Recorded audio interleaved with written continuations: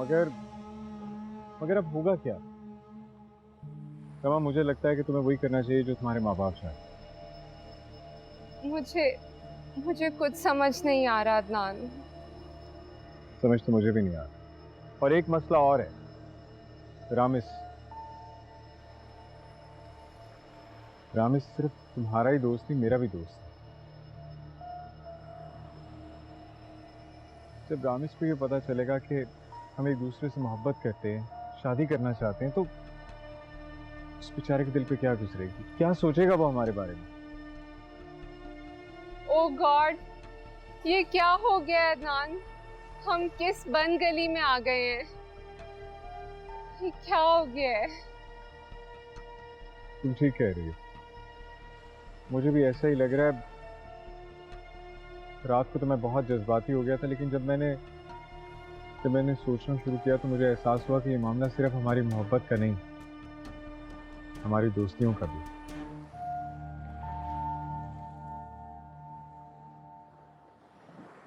अब या तो हमें एक दूसरे से बिछड़ना होगा या अपने दोस्तों से।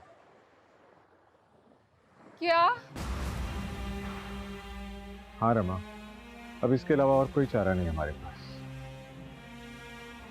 बाय द वे, तुम ये बताओ कि तुमने तुमने अपने पेरेंट्स से बात की?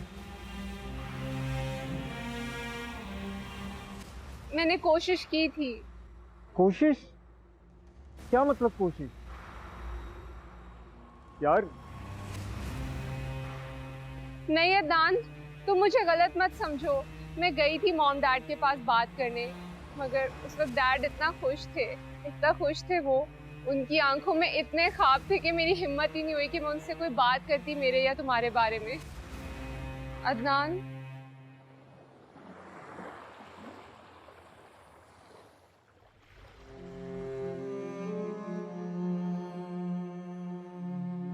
अदनान, तुम खामोश क्यों हो गए? खामोश नहीं रमा, लेकिन अब कहने को बचा भी क्या है। तुम जानती हो मैं क्या महसूस कर रहा हूँ। जब मैं छोटा था तो मेरी माँ मुझे छोड़कर चली गई। बड़ा हुआ तो मेरे मेरे बाबा मुझे छोड़कर चले गए। और अब मुझे ऐसा लग रहा है जैसे जैसे मैं ये दुनिया ही छोड़कर चला जाऊंगा। मैं ये दुनिया ही छोड़कर चला जाऊंगा। अदनान, अदनान।